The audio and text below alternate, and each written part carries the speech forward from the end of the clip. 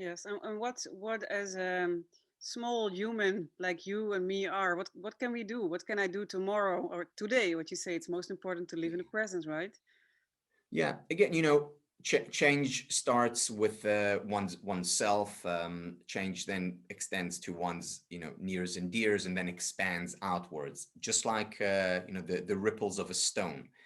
And because if we do affect ourselves, by extension, we're also more likely to want to help others and therefore help them. But also just the mere presence of a smile, or of an ear of kindness, this in and of itself can contribute to others and start their upward spiral.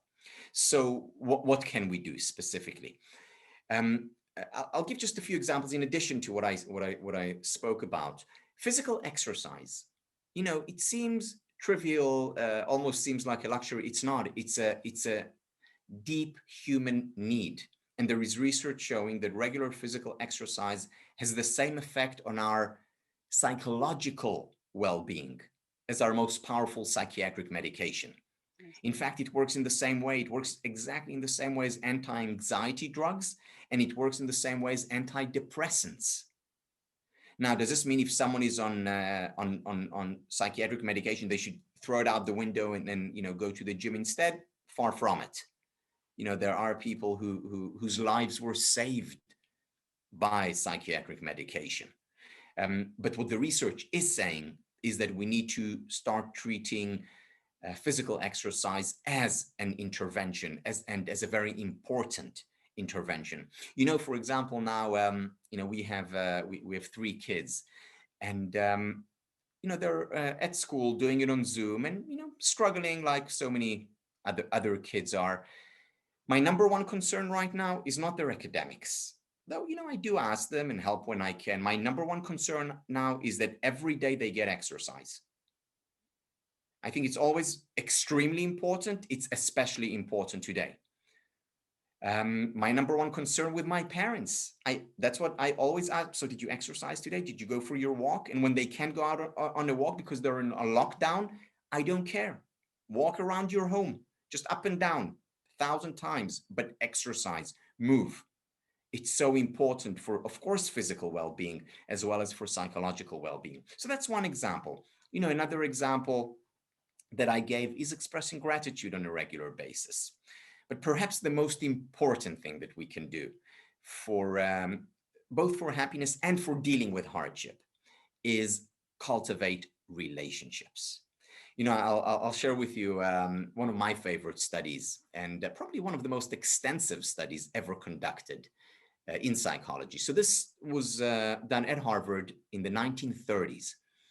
And the researchers started a study that followed Harvard students as well as community members from around the university, followed them for 75 years. So for most of them, it was for the rest of their lives. And after 75 years of collecting data, whether it's questionnaires, whether it's observations, whether later on, when they had the technology, physiological data, later on, neurological data. So any kind of study you can imagine, they did it.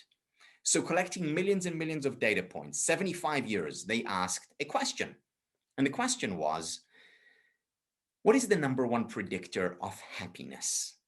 Now, there are many predictors to happiness, but they asked what the number one predictor of happiness is. In statistical terms, what accounts for most of the variance when you explain an individual's happiness? And the answer, number one predictor, relationships. Now, the interesting thing is it didn't matter what kind of relationships, meaning for some it was a partner who they were with for 20 years or 50 years or 5 years. For others, it was family or extended family or their best friends or relationships at work that were supportive. It actually didn't matter. But they had strong, supportive, intimate relationships. Not perfect relationships, but they had those relationships. Number one predictor of happiness. Now, interestingly, they also asked a second question. Looking at all the data, 75 years, what's the number one predictor of health? Now, There are many predictors. For example, physical exercise surely is an important predictor of health. Nutrition, of course, is an important predictor of health. But the number one predictor, relationships. And once again, it didn't matter what kind of relationships, with whom, as long as they were supportive, intimate, caring relationships. So cultivating relationships is important. Now, it's of course more challenging now. You know, I haven't hugged my parents in a year. You know, they're a high risk group. I can't tell you how much I miss their touch. There are friends I haven't seen, good friends I haven't seen for a year, because there's no travel, or there's very little travel now. So what do we do when sometimes relationships are relegated to, you know, to technology, to the screen? The answer is that we still need to cultivate, maybe not in-person relationships, that's more challenging, but deep relationships. You can still have a deep conversation on Zoom or WebEx. You can still have a deep conversation on the phone. You want to go further? You can still cultivate deep relationships through letter writing.